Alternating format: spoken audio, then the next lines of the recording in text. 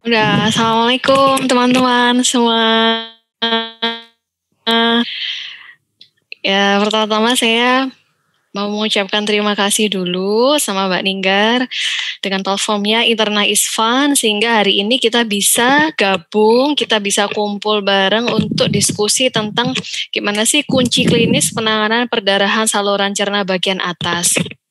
Ini suara saya jelas, Mbak? Jelas, Bu. Halo, jelas ya. Oke, nanti bisa diintro aja nggak apa-apa, Mbak. Oke, bismillahirrahmanirrahim. Semoga ilmu yang akan kita diskusikan hari ini bermanfaat dan berkah dalam penangani pasien kita. Ya, oke. Nah, apa yang akan kita diskusikan hari ini? Pertama, kita akan mengenali gejala dan tanda, menentukan pemeriksaan yang tepat, memperkirakan penyebab perdarahan, dan kita gimana sih tata laksana tanpa ragu pasien dengan perdarahan saluran cerna bagian atas, baik pada saat emergensi atau kasus-kasus yang poliklinis. Nah, secara garis besar, perdarahan saluran cerna itu dibagi menjadi dua, yakni perdarahan saluran cerna bagian atas dan perdarahan saluran cerna bagian bawah. Nah, sebagaimana kita ketahui bahwa saluran pencernaan manusia itu adalah dimulai dari rongga mulut dan berakhir di anus. Ya, batasnya perdarahan saluran cerna atas adalah ligamentum treats, sehingga bagian atas perdarahan dapat terjadi di mulut, esofagus, lambung ataupun duodenum, ya. Sedangkan kalau perdarahan saluran cerna bagian bawah itu terjadi berasal dari yeyunum, ileum, kolon, dan rektum. Nah, poin penting di sini adalah bagaimana batas anatomis dari perdarahan saluran cerna atas adalah ligamentum treats. Nah, ligamentum treats itu di sini, teman-teman. Ya, jadi lokasinya itu di segmen keempat dari duodenum. Merupakan perbatasan antara duodenum yang segmen 4 dengan yeyunum. Nah, ternyata tidak semua seorang pasien dengan perdarahan saluran cerna bagian atas itu bisa datang dengan anemia defisiensi besi. Jadi artinya mereka bisa datang dengan keadaan lemah, letih, anemia, mudah lelah, ataupun sesak nafas, tanpa ada tanda-tanda perdarahan yang jelas. Di sini kita sebut dengan perdarahan tersembunyi atau occult bleeding, ya, perdarahan samar. Ada juga kasus di mana pasien itu datang dengan hematemes melena yang nyata, ya, jadi dia nyata ada muntah darahnya, ada BAB hitamnya, ya, jadi seperti itu. Nah, gejala dan tanda, jadi perdarahannya pada saluran cerna bagian atas adalah perdarahan yang berwarna hitam atau gelap dengan tekstur yang lembek seperti petis atau kopi kental. Nah, berubahnya warna dari perdarahan ini akibat tercampur dengan gastric juice atau asam lambung HCl. Nah, pada perdarahan yang jumlahnya sedikit, biasanya mereka bermanifestasi sebagai melena. Dan pada jumlah perdarahan yang lebih banyak, dia bermanifestasi sebagai hematemesis dan melena. Gejala lainnya yang juga ada pada pasien dengan perdarahan saluran cerna atas biasanya adalah nyeri perut, terutama pada kasus-kasus yang karena peptic ulcer, lalu kembung, karena kita tahu bahwa darah itu di saluran pencernaan bersifat iritan. Sehingga terus pasien itu kembung, peristaltiknya meningkat, ya, seperti itu ya. Lalu frekuensi BAB yang sering, karena darah di saluran pencernaan itu bersifat osmotik, sehingga seolah-olah kadang pasien kalau nggak tahu datang itu bilang ke dokternya, dokter saya diare, saya mencret. Jadi mereka nggak mengetahui bahwa BAB hitam itu merupakan melena, merupakan tanda suatu perdarahan, ya. Ini yang harus kita gali anamnesa yang pada pasien-pasien dengan gejala peningkatan frekuensi BAB dengan anemia, ya. Lalu pasien bisa datang dengan anemia dan gangguan hemodinamik, terutama perdarahan-perdarahan yang jumlahnya banyak di atas 1 liter. Nah, bagaimana kita dapat memperkirakan jumlah perdarahannya? Jadi teman-teman, kalau perdarahannya itu kecil, artinya lesinya itu kecil, di mana perdarahan yang terjadi itu kurang dari 50 cc, itu tidak akan tampak sebagai melena. Ya, dia biasanya hanya acute bleeding atau perdarahan samar yang bisa diketahui dari pemeriksaan feses lengkap atau FOBT. Jadi untuk pemeriksaan perdarahan samar, fesesnya diperiksakan ya. Jadi tidak nyata perdarahannya. Ya, apabila perdarahannya lebih dari 50 cc, artinya 50 sampai 100 itu manifestasinya hanya melena saja. Halo? Hanya melena saja. Sedangkan perdarahan yang lebih banyak ya, sebagaimana kita ketahui bahwa volume lambung itu kurang lebih antara 300 sampai 600 ya. Jadi kalau udah perdarahannya itu melebihi volume lambung, dia akan muntah. Muntahnya perdarahan berupa hematemesis. Jadi awal itu bisa acute bleeding apabila jumlahnya sedikit, lalu bisa bermanifestasi melena, dan kalau lebih banyak lagi baru dia bermanifestasi sebagai hematemesis. Nah, pada perdarahan yang benar-benar masif, disebutkan dalam literatur lebih dari 1 liter, hematemesis melenanya ini bisa berupa seperti hematokenia. Jadi bukan hitam lembek seperti kopi, tapi warna perdarahannya itu bisa lebih terang ya, jadi lebih mungkin kalau merah lebih terang seperti itu, dan biasanya disertai gangguan hemodinamik ya. Nah, bagaimana sih kita menemukan sumber perdarahan ya? Apakah ini perdarahannya berasal dari atas atau perdarahan saluran cerna bagian bawah? Yang pertama kita lihat dari tekstur buang air besarnya ya, jadi BAB-nya. Kalau saluran cerna atas biasanya perdarahannya berwarna gelap, hitam, teksturnya lembek seperti petis atau kopi ya, berupa hematemesis, melena, lalu dengan pemasangan pipa nasogastrik, aspirasi hematinnya positif, dapat juga disertai dengan peningkatan rasio bun dan serum kreatinin lebih dari 35, dan auskultasi usus yang meningkat. Yang ini tadi saya katakan bahwa dikarenakan darah itu di saluran pencernaan bersifat iritan. Ya, sedangkan kalau perdarahan pada saluran cerna bagian bawah, darahnya lebih terang karena tidak bercampur HCl ya, dan kadang bergumpal bercampur dengan kotoran pada hematokezia, atau dia menetes setelah keluar BAB. Jadi kalau kita membedakan apakah dia bercampur dengan kotoran atau kotoran dulu keluar baru darahnya menetes ya, atau yang disebut dengan hematokezia. Dan pada pemeriksaan aspirasi nasogastrik tidak didapatkan hematin. Juga bisa juga dilihat dari rasio bun serum kreatinin, dan biasanya apabila perdarahannya itu ada saluran cerna yang bagian distal, artinya kolon ke bawah ya, biasanya auskultasinya normal, auskultasi ususnya normal. Nah, oke teman-teman, sebelum kita menentukan ya, kita terima pasien ini di UGD, sebelum kita menentukan pemeriksaan penunjang apa yang akan kita pilih, ya kita harus benar-benar memperkirakan, jadi ini perdarahannya dari mana, kita harus pasti dulu apakah memang benar ini hematemesis melena yang merupakan perdarahan saluran cerna atas, atau dia adalah perdarahan saluran cerna bawah ya. Kita tajamkan anamnesis, kita tajamkan pemeriksaan fisik, lalu kita pastikan apakah yang dikatakan oleh pasien dalam anamnesa itu benar-benar melena, kita lakukan pemeriksaan rektal tuse, ya. Dari situ kita bisa evaluasi warna fesesnya, kita bisa mengevaluasi teksturnya, dan disebutkan bisa dievaluasi juga baunya ya, sehingga kita memilih pemeriksaan penunjang itu akan efektif dan efisien.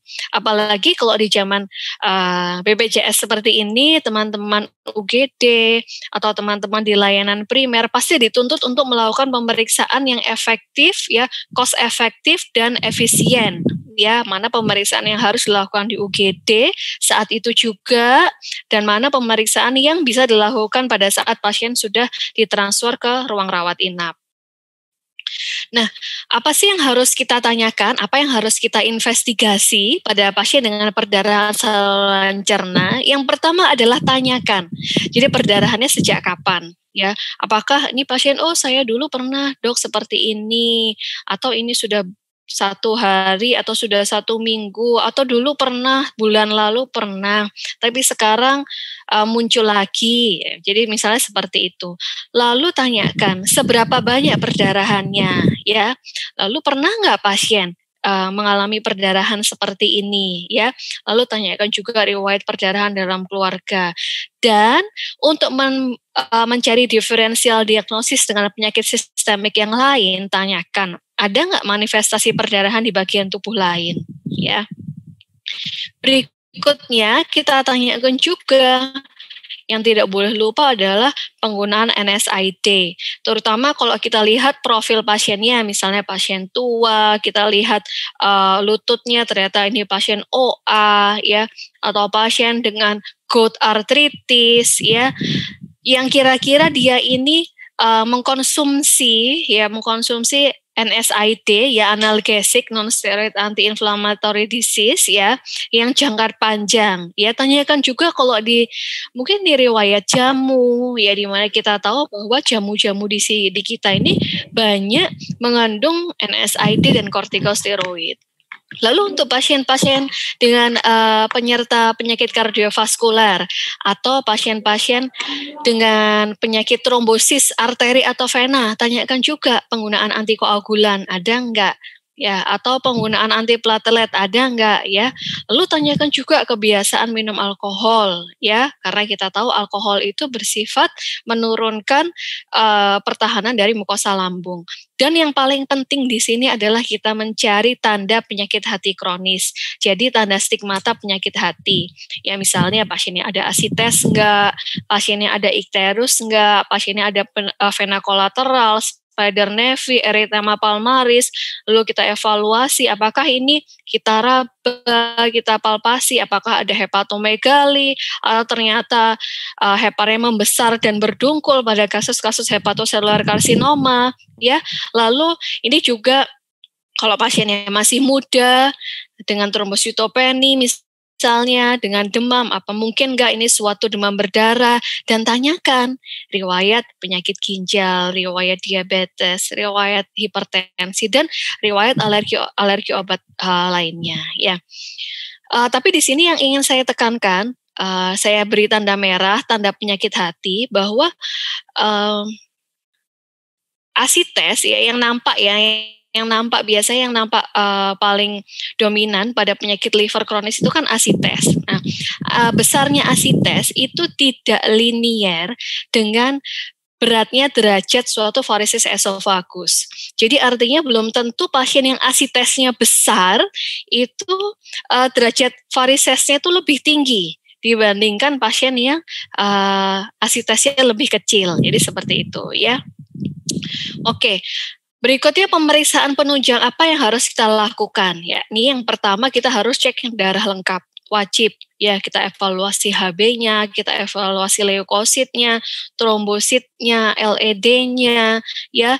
Lalu kita evaluasi pun serum kreatinin, SGOT, SGPT. Lalu jangan lupa pada pasien dengan perdarahan saluran cerna bagian atas untuk memeriksakan viral marker. Karena kita tahu bahwa kita Indonesia ini merupakan endemis hepatitis, ya. Jadi paling enggak teman-teman memeriksakan HBsAg dan anti HCV, ya. Lalu kalau teman-teman ada tersedia pemeriksaan elektrolit, ya dilakukan pemeriksaan elektrolit dan USG abdomen sesuai indikasi dan endoskopi diagnostik sesuai dengan indikasinya, ya. Oke, berikutnya ini merupakan sebuah penelitian yang dilakukan di RSUD Dr. Sutomo pada tahun 2009. Di sini yang ingin saya tekankan, dulu pada tahun 90-an, ya, yang merah ini adalah penyebab perdarahan saluran cerna yang disebut dengan variceal bleeding. Jadi perdarahan saluran cerna atas yang disebabkan oleh pecahnya varises esophagus karena penyakit liver kronis. Dulu variceal bleeding ini mendominasi. Tapi sekarang ya, jadi trennya yang sekarang ini tahun 2008 dan kurang lebih sekitar tahun 2020 sekarang kurang lebih sama juga seperti ini, bahwa prevalensi dari variceal bleeding ini sudah turun, teman-teman, karena banyak ditemukan obat-obatan, misalnya pada hepatitis C, penggunaan direct acting antivirus, atau screening pasien-pasien hepatitis B itu sudah baik, sehingga pasien-pasien hepatitis B itu ditemukan pada keadaan yang belum terjadi dekompensata, ya, sehingga menurun. Justru yang meningkat adalah penyebab karena gastritis erosiva dan ulkus, yakni peptic ulcer, ya. Ya, akan kita bahas khusus nanti setelah ini.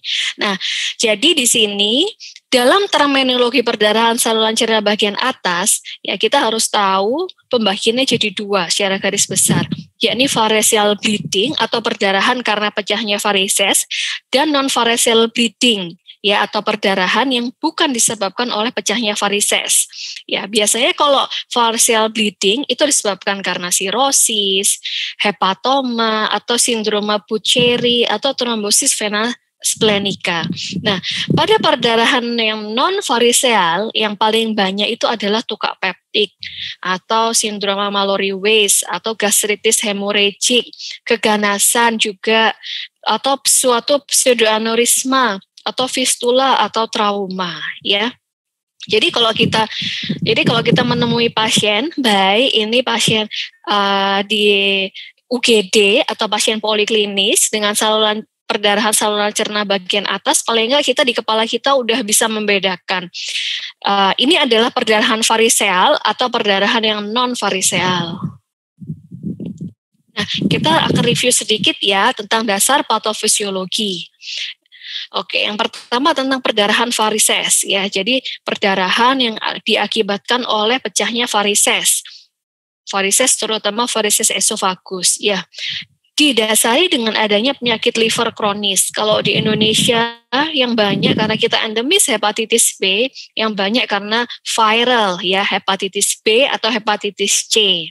Bisa juga karena non-alcoholic steatohepatitis, ya, atau alcoholic liver disease, atau tadi yang saya sebutkan Buceri syndrome, dan pasien hepatocellular carcinoma. Biasanya teman-teman, pasien hepatocellular carcinoma ini datang dalam keadaan yang sudah lanjut, ya, yang sudah lanjut di mana ya stage-nya sudah stage yang end stage gitu, ya. Apa sih yang terjadi pada penyakit liver kronis sehingga dia bisa menyebabkan varises? Nah, dasarnya adalah peningkatan resistensi intrahepatik, ya, proses fibrosis di sinusoid dari sinusoid di dalam hepar, ya. Nah, itu menyebabkan peningkatan tekanan porta atau hipertensi porta. Nah, hipertensi porta ini disebut meningkat apabila tekanannya lebih dari 5 mm Hg. Nah, kita bisa lihat yang gambar bawah ini. Jadi kalau ini meningkat, otomatis terjadi vasodilatasi. Terjadi vasodilatasi dari vena-vena kolateralnya. Kemana? Ini ada yang ke gaster, ada yang ke vena lienalis, yang menyebabkan pasien sirosis itu menjadi splenomegali, ya. Dia juga bisa menyebabkan vasodilatasi ke vena mesenterica, ya. Nah, ini adalah dasarnya, ya. Dasarnya adalah peningkatan tekanan porta atau hipertensi porta, ya. Ini gambaran, ini grade varises dari esophagus. Grade 1, grade 2, grade 3. Jadi grading ini digunakan untuk satu, menentukan terapi, ya, menentukan tata laksana, dan memperkirakan prognosisnya, ya, baik tata laksana akut atau tata laksana kronis untuk mencegah perdarahan ulang, ya. Kalau grade 1 itu seperti ini teman-teman, kita bisa lihat yang biru, jadi ini adalah lumen esofagus teman-teman. Di sini ada 1, 2, 3, 4. Nah, yang warnanya lebih biru ini merupakan varisesnya. Kalau grade 1 biasanya varisesnya itu masih kecil ya, jadi masih straight varises, jadi varises yang lurus gini aja ya. Pada yang grade 2 sudah terjadi pelebaran varises ya, terus varisesnya ini berkelok, tetapi dia pembesarannya ini itu kurang dari 1/3 lumen esofagus. Maksudnya ini pembesarannya ini itu kurang dari 1/3. Kalau ini lumennya ya itu kurang dari 1/3-nya. Nah, apabila dia lebih dari 1/3 ya, jadi varisesnya ini besar ukurannya ya, lalu bercoil shape. Coil shape itu seperti gulungan. Ya, jadi varisesnya itu berbentuk seperti gulungan-gulungan ya, dengan dia lebih dari 1/3 lumen esofagus. Nah, ini grade 3. Kalau yang seperti ini dengan dinding yang tipis ya, warnanya biru ya, biasanya lebih biru dengan dinding yang tipis. Ini resiko untuk terjadinya bleeding itu sangat tinggi, teman-teman. Ya. Oke, next berikutnya ini tentang yang perdarahan non-variseal ya. Dasar kalau tadi kita udah belajar dasar patofisiologinya variceal bleeding, yang sekarang adalah perdarahan non-variseal. Dasarnya gini, 1 adalah menurunnya proses proteksi ya, jadi menurunnya kemampuan proteksi dari lambung ya, dan meningkatnya faktor ofensif. Ya, faktor ofensif apa di sini? Nah, ternyata faktor ofensif pada perdarahan non-variseal adalah NSAID, lalu infeksi H. pylori, ya, di mana kita tahu bahwa NSAID ini menurunkan siklooksigenase, menurunkan prostaglandin, ya. Jadi dia menurunkan proliferasi selnya, menurunkan sekresi HCO3-nya, menurunkan produksi mukus. Intinya, dia menurunkan faktor proteksi dari lambung. Ya, jadi sekali lagi teman-teman, asam lambung itu jangan selalu menyalahkan asam lambung. Ya, asam lambung itu sesuatu yang normal, yang wajib ada di lambung untuk proses pencernaan makanan. Ya, untuk proses pencernaan makanan. Nah, terjadi masalah ketika faktor proteksinya itu menurun ya, karena salah satunya misalnya pada kasus ini adalah penggunaan NSAID jangka panjang ya di sini. Nah, di sini akan menyebabkan mucosal break. Nah, mucosal break ini acid ya atau asam dan pepsin ini yang menyebabkan karena mereka ini bersifat korosif, nah menyebabkan luka. Nah, luka kalau kena pembuluh darah akan menyebabkan berdarah. Nah, itu ya teman-teman. Atau misalnya pada infeksi H. pylori. Nah, ini melalui mekanisme respon inflamasi yang akan menurunkan faktor proteksi dari lambung yang akan menyebabkan sama ya mucosal damage ya, mucosal break ya. Lalu ini juga penggunaan aspirin. Ya, aspirin suatu antiplatelet. Sehingga kalau ada perdarahan, ini sel darah, sel trombosit ini gagal. Jadi fungsinya menurun untuk membentuk klot di sini. Ya, sehingga perdarahannya akan terus berlanjut. Ya, selain itu ternyata aspirin itu juga sama, dia menurunkan prostaglandin. Ya, jadi dia menurunkan proliferasi selnya juga, menurunkan sekresi HCO3-nya juga, dan menurunkan produksi mukusnya juga. Ya. Nah, ini klasifikasi Forest. Jadi pada khusus pada perdarahan tukak peptik. Jadi tukak peptik ulcer itu ada suatu klasifikasi. Ya, klasifikasi Forest itu ada 3 tipe 1, 2, 3. Nah, tipe 1 itu yang aktif bleeding. Nah, tipe 1 ini dibagi jadi 2, teman-teman ya. Yakni yang spurting. Jadi ini teman-teman bisa lihat ini arterinya menyembur darahnya, atau oozing. Oozing itu kita nggak bisa lihat arterinya kadang ya, tapi perdarahannya terus merembes ya. Kalau yang tipe 1 ini aktif bleeding. Ya, ini yang bisa menyebabkan suatu severe, jadi perdarahan saluran cerna yang berat, ya, yang severe. Sedangkan pada yang tipe 2, nah, ini sign of recent bleeding. Jadi ada tanda bahwa ada perdarahan. Ini dibagi jadi 3, teman-teman ya. Jadi non-bleeding visible vessel ini. Jadi ada pembuluh darah yang rapuh, tapi pembuluh darahnya ini nggak berdarah gitu ya. Jadi tapi ada tampak ya ini. Tapi tampak pembuluh darah tapi tidak berdarah. Ya, lalu adherent clot. Jadi clotnya stabil ini ya.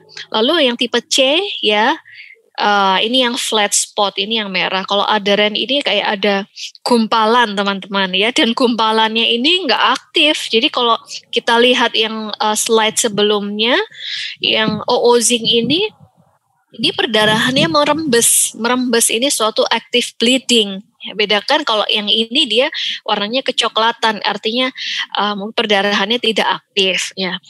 Lalu tipe ketiga, nah tipe 3 ini merupakan tukak yang clean base ya, jadi yang dasarnya bersih ya, yang tidak didapatkan tanda-tanda perdarahan ya. Kalau pada yang tipe 3 ini resiko bleedingnya kecil gitu, ya. Nah, bagaimana sih tata laksana? Ini saya rangkumkan tentang bagaimana tata laksana saluran cerna atas yang akut, terutama pada kasus-kasus emergensi yang ditemui teman-teman di instalasi gawat darurat. Yang pertama harus kita lakukan adalah evaluasi hemodinamik dan pemasangan pipa nasogastrik. Jadi disarankan semua pasien dengan perdarahan saluran cerna bagian atas itu dilakukan pemasangan pipa nasogastrik, kecuali pada perdarahan kronik dengan hemodinamik stabil. Misalnya gini, ya dok, ini sudah lama sebenarnya, pasien bilang itu ya. Sebenarnya sudah lama dok, tapi sedikit-sedikit dan hemodinamik pasiennya stabil.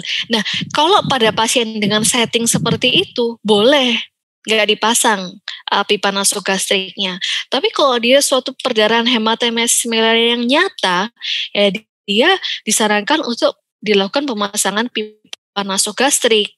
Gitu ya. Lalu apabila ada gangguan hemodinamik, resusitasi menggunakan kristaloid dan dilakukan pemasangan kateter urin, pertimbangan akses vena sentral. Nah, itu di luar ada nggak tanda-tanda penyakit liver kronis? Kenapa sih kita harus mengevaluasi tanda-tanda penyakit liver kronis? Karena terapinya sangat berbeda, teman-teman, ya. Nah, dari sini kalau ada, ya, berarti kemungkinan adalah suatu variceal bleeding atau perdarahan karena pecahnya varises. Nah, kalau tidak ada, berarti non-variceal bleeding. Ini perdarahan yang non-varises. Ini ya teman-teman yang membedakan. Kalau perdarahan karena varises, terapi utamanya adalah suatu vasokonstriktor splanik, yakni somatostatin dan pemberian antibiotik. Ya, kalau dia perdarahan yang non varises, terapi utamanya adalah proton pump inhibitor. Nah, di sini kenapa kok kita harus menentukan bahwa ini suatu variceal bleeding atau non variceal bleeding, ya. Lalu apabila perdarahannya berhenti dan hemodinamik stabil, pasien bisa dilakukan satu endoskopi elektif. Ya, jadi endoskopi setelah 48 jam. Ya, tapi kalau perdarahannya menetap ya dengan hemodinamik stabil, ya ini namanya endoskopi urgent. Urgent endoskopi dilakukan dengan durasi kurang dari 24 jam. Ya, ini sama. Sama kalau yang perdarahan non varises juga ya, kalau perdarahannya berhenti hemodinamik stabil ya udah dia endoskopi elektif ya. Nah, bagaimana sih tata laksananya? Yang pertama adalah kumbah lambung. Kenapa kok harus kumbah lambung? Karena ternyata kumbah lambung dan gastrik lavas itu secara mekanis itu menghentikan perdarahan menggunakan air suhu kamar. Selain itu, dia juga diharapkan mengurangi distensi lambung. Jadi kalau memang perdarahannya besar ya, dia mengurangi distensi sehingga mencegah aspirasi. Karena tidak sedikit ternyata pasien-pasien hematemesis melena yang profus itu terjadi suatu aspirasi dari hematemesisnya ya. Dan ini disebutkan memperbaiki proses hemostatik ya. Nah, berikutnya, tata laksana kedua adalah proton pump inhibitor. Dia mencegah perdarahan ulang pada kasus tukak peptik. Ya, diawali dengan bolus dulu. Yang ini saya ambil dari buku ajar PAPDI ya, ilmu penyakit dalam. Jadi diawali bolus omeprazol 80 mg intravena. Ini 2 ampul. Ya, sih kalau 1 ampul itu 40. Ini langsung diberikan 2. Dilanjutkan dengan continuous pump. Dosisnya 8 mg per kilogram berat badan selama 72 jam atau sampai perdarahan berhenti. Nah, di sini preparat yang bisa digunakan untuk continuous pump itu adalah esomeprazol dan pantoprazol. Tapi misalnya kalau teman-teman nggak ada, ya kalau teman-teman di fasilitas kesehatan yang tidak tersedia esomeprazol atau pantoprazol, ya boleh nggak apa-apa diberikan omeprazol ya dengan intermittent. Ya, yang penting tetap diberikan proton pump inhibitor. Kenapa kok proton pump inhibitor pilihannya? Karena proton pump inhibitor itu adalah preparat yang bisa menaikkan pH lambung di atas 6 secara stabil ya, dimana untuk proses kaskade koagulasi, jadi untuk stabilisasi dari clot itu dibutuhkan suasana yang basah.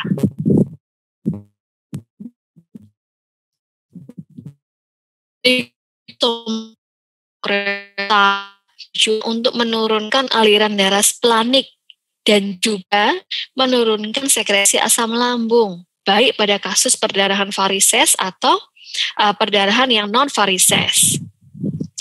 Dosisnya kalau somatostatin adalah 250 mikrogram IV, dilanjut berinfus selama 12 sampai 24 jam hingga perdarahan berhenti. Sedangkan kalau octreotide dosisnya bolus dulu lalu dilanjutkan berinfus selama 8 sampai 24 jam ya, atau hingga perdarahan berhenti.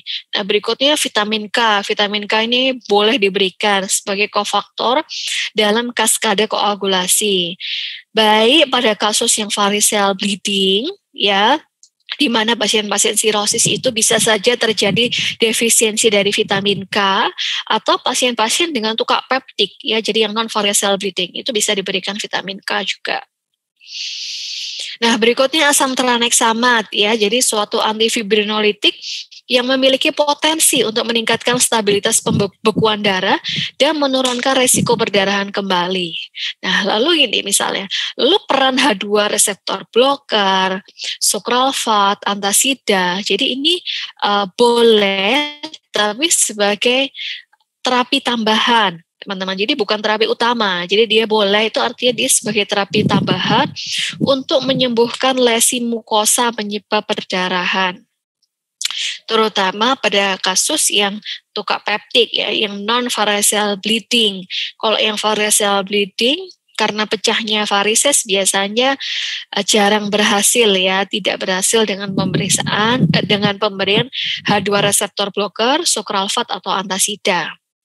Nah, berikutnya adalah non-selective beta blocker yang biasa digunakan misalnya propanolol, atenolol ya, untuk manajemen kronis perdarahan varises ya. Jadi pasien-pasien yang sirosis, lalu penyakit liver kronis dengan nyata didapatkan pembesaran dari varises esofagus, itu diberikan suatu manajemen kronis untuk mencegah rebleeding dengan non-selective beta blocker.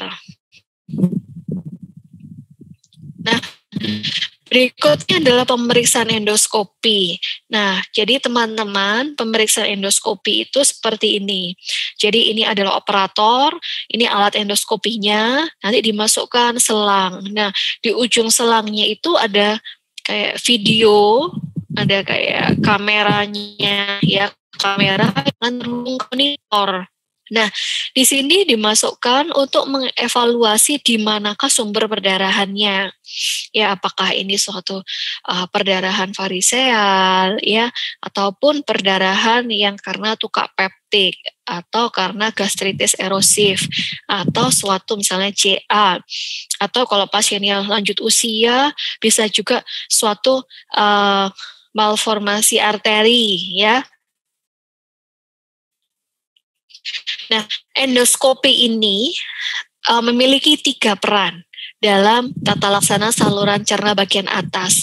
1, dia berperan sebagai diagnostik untuk mencari sumber perdarahan, pastinya dari mana, ya.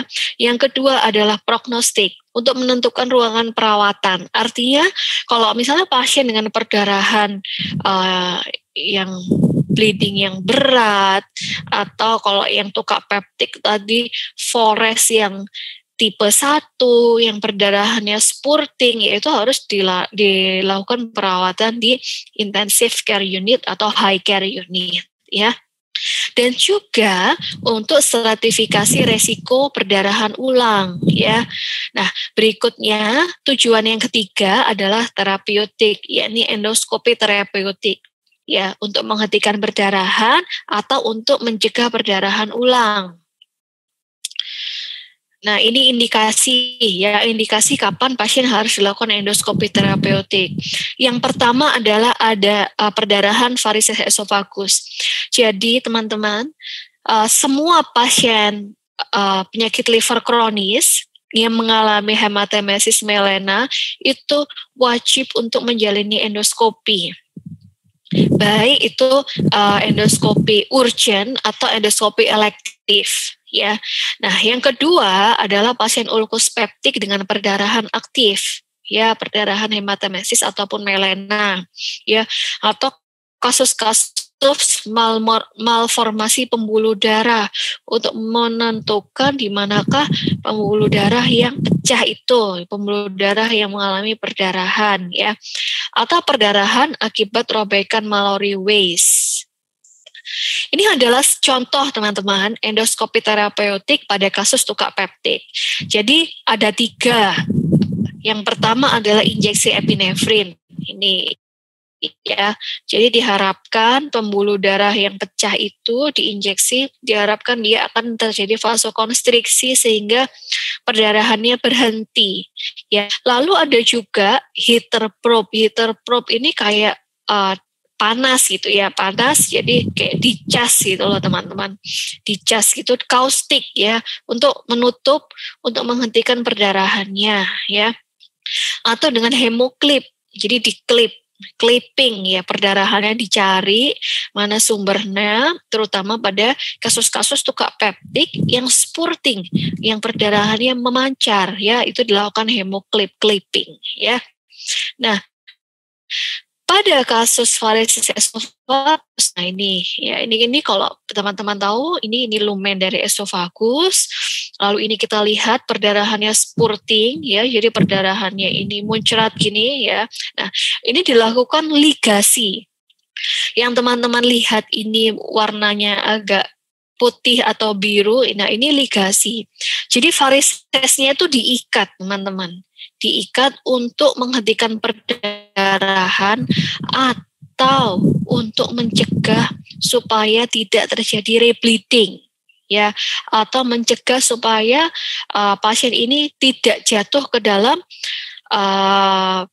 pecah varises esophagus. Karena kita tahu bahwa pada pasien dengan penyakit liver kronis sebanyak 25 sampai 35% 25-35%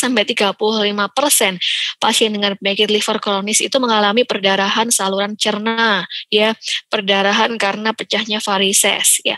Padahal kita tahu bahwa kalau udah pasien ini sirosis dan mengalami pecah pembuluh darahnya, itu akan meningkatkan mortalitas dan morbiditasnya. Ya. Nah, oke, ini mungkin slide terakhir teman-teman ya. Jadi kesimpulan kunci penanganan saluran cerna bagian atas. Yang pertama adalah pemeriksaan awal ya. Ditekankan pada evaluasi status hemodinamik. Ya, jadi kalau kita ketemu pasien hematemesis melena, kita evaluasi dulu ini pasien yang termasuk hemodinamiknya stabil atau pasien dengan hemodinamik yang tidak stabil ya. Lalu lakukan resusitasi dulu. Ya, resusitasi dengan kristaloid ya, atau bisa ditambahkan koloid pada kasus-kasus hipoalbumin berat. Jadi misalnya pasien sirosis dengan asites yang nyata-nyata ada keadaan hipoalbumin berat, ya ini kita bisa mengkombinasi kristaloid dengan koloid ya. Selanjutnya setelah kita resusitasi memastikan bahwa hemodinamiknya baik, lalu kita lanjutkan anamnesis. Kita lanjutkan pemeriksaan fisik dan pemeriksaan penunjang lainnya. Nah, lalu kita memastikan kembali apakah benar perdarahan ini berasal dari saluran cerna, ya bagian atas atau bagian bawah, variceal bleeding atau non-variceal bleeding, ya. Nah, nih ya, menegakkan diagnosis penyebab variceal atau non-variceal. Lalu terapi untuk menghentikan perdarahannya, ya. Kalau memang dia variceal bleeding, terapi utamanya adalah suatu vasokonstriktor splanik, ya, octreotide, somatostatin, atau terlipresin, ya, dan pemberian antibiotik jangan lupa. Ya, sedangkan pada perdarahan yang non-variceal bleeding, terapi utamanya adalah proton pump inhibitor yang awalnya diberikan bolus, high dose, dilanjutkan dengan intermittent atau continuous pump. Ya, lalu ini terapi untuk menghentikan perdarahan. Ini terapi tambahan yang lain tadi ya, yang sudah kita bicarakan tadi, seperti pemberian asam tranexamat, pemberian vitamin K, pemberian sukralfat, atau pemberian laktulak, jadi laktulose untuk menurunkan transit, jadi untuk mempercepat transit dari darah di saluran pencernaan itu ya. Lalu terapi untuk penyakit dasar penyebab perdarahan, misalnya kalau ini karena hepatitis ya diobati hepatitisnya, atau kalau karena tuka ya diobati tukanya. Atau setelah evaluasi ternyata ada infeksi H. pylori ya diobati infeksi H. pylorinya, atau kalau keganasan ya diatasi untuk sesuai dengan penyebab dasarnya. Dan yang terpenting untuk mencegah perdarahan ulang. Ya. Oke. Mungkin di sini saya cukup materi yang saya sampaikan. Semoga bisa dimengerti teman-teman. Mungkin ada pertanyaan dari teman-teman sekalian. Terima kasih Dokter Anissa. Ini udah banyak yang masuk nih pertanyaannya ya. Kita langsung masuk ke sesi tanya. Yang pertama, dokter mohon izin bertanya, apakah pemasangan NGT dan kumbah lambung pada kasus perdarahan saluran cerna bagian atas itu aktif, baik itu variceal atau non variceal tetap dilakukan? Tadi kayaknya sudah dijelasin ya. Lalu iya, betul. Yang mana dok? Lalu yang terakhir, sampai kapan pasien dipuasakan? Berdarah. Oh ini ya. Yang pertama kan tadi tanya, halo, suara saya jelas ya? Jelas nih. Oke. Nah, yang pertama kalau dia ini variceal bleeding, jadi semua perdarahan saluran cerna itu wajib dipasang pipa nasogastrik. Kecuali kasus-kasus kronis dengan hemodinamik stabil, itu boleh nggak dipasang. Ya, karena pemasangan pipa nasogastrik selain untuk mengurangi distensi lambung, mencegah aspirasi, dia juga untuk stabilisasi clottingnya. Jadi kumbah lambung itu memperbaiki clottingnya, jadi untuk mempertahankan clotnya, ya. Nah, kalau pada yang varicose bleeding itu memang wajib dipuasakan. Tetapi kalau dia yang non varicose bleeding, sebenarnya kalau perdarahan yang nggak aktif, ya jadi artinya setelah dipasang nasogastrik tube, evaluasi 1 kali 24 jam jernih itu bisa dilepas, ya, dan pasien sudah boleh makan, ya. Atau pada kasus-kasus misalnya tukak peptik, ya, atau yang sering juga ini SRMD, ya, stress related mucosal damage, pada kasus-kasus pasien critically ill itu sekali lagi tidak wajib untuk dipuasakan. Ya, jadi kalau pasien ini dia bukan perdarahan varises, dia tidak wajib dipuasakan. Dia bisa diberikan diet. Nah, dietnya ini yang harus kita evaluasi, yang harus kita atur gitu. Yang pertama pemberian dietnya itu adalah clear water. Clear water itu boleh air, boleh D5 atau air rebusan kacang hijau biasanya, ya, kalau di rumah sakit kan seperti itu, ya, atau D5 atau air gula boleh. Itu namanya istilah clear water. Jadi cairan yang ada kalorinya sedikit tetapi dengan osmolaritas yang rendah. Nah, dari situ kita evaluasi. Kalau tidak ada retensi, boleh kita naikkan osmolaritasnya, ya, kita boleh meningkatkan, misalnya setelah itu kita berikan susu, ya, setelah itu boleh kita berikan bubur halus, bubur kasar, lalu boleh langsung di switch ke makanan padat. Jadi seperti itu, Mbak. Oke, makasih nih jawabannya. Ini ada lagi yang nanya, bagaimana cara membedakan pasien perdarahan saluran pencernaan yang sudah menggumpal nih dengan hemopto menggumpal. Jadi membedakan dengan hemopto intinya. Oh, membedakan dengan hemopto. Kalau hemopto berarti dia ada batuknya. Ya, jadi kalau hemopto dia batuk. Dan biasanya kita kalau anamnesa pasien hemopto, perdarahannya itu adalah merah terang.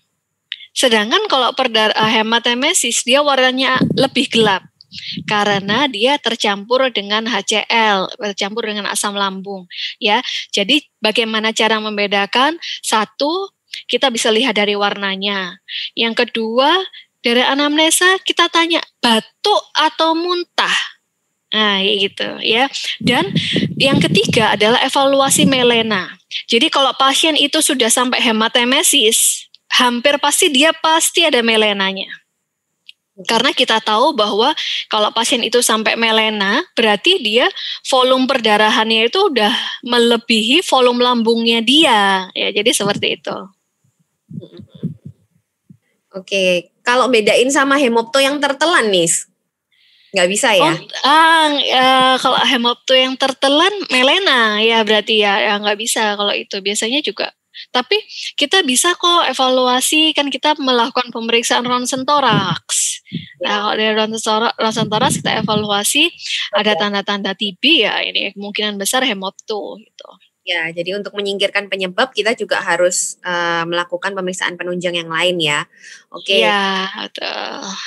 Terus ini, dengan teknik kumbah lambung dengan menggunakan nasogastrik dalam kasus perdarahan saluran cerna atas, apakah tidak memperparah perdarahannya?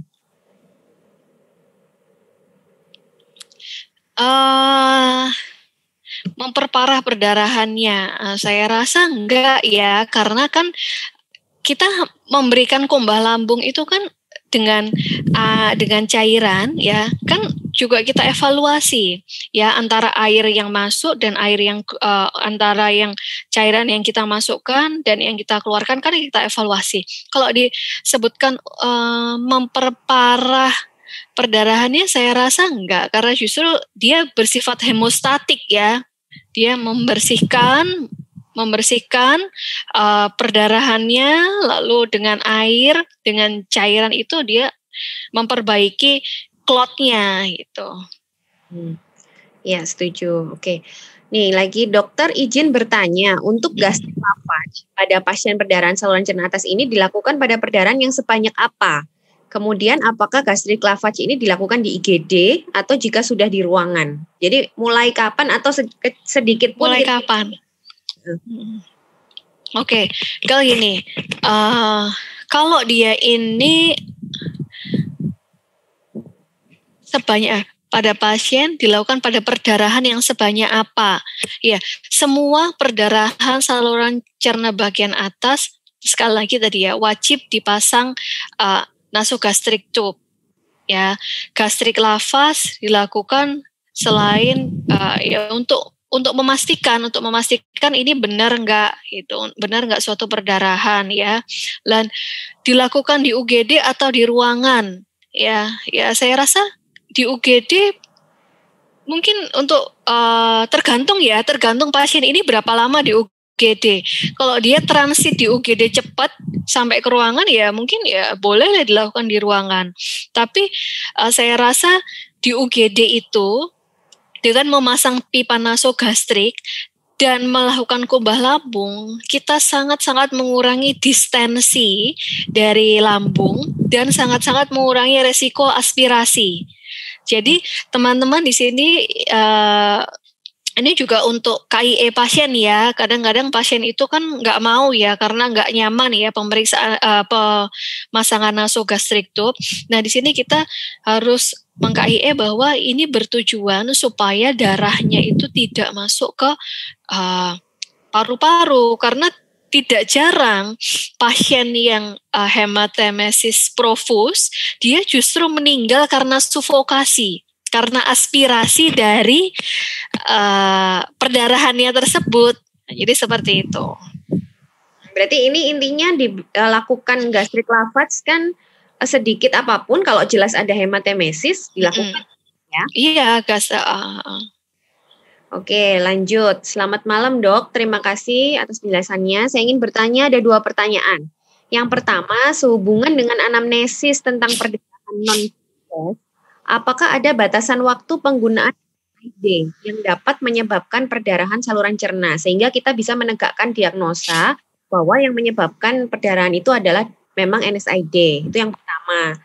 Terus yang kedua, untuk pasien dengan perdarahan kronik, tapi hemodinamiknya stabil, apakah ada tata laksana yang dapat menggantikan NGT? Oke, jadi apakah ada batasan waktu?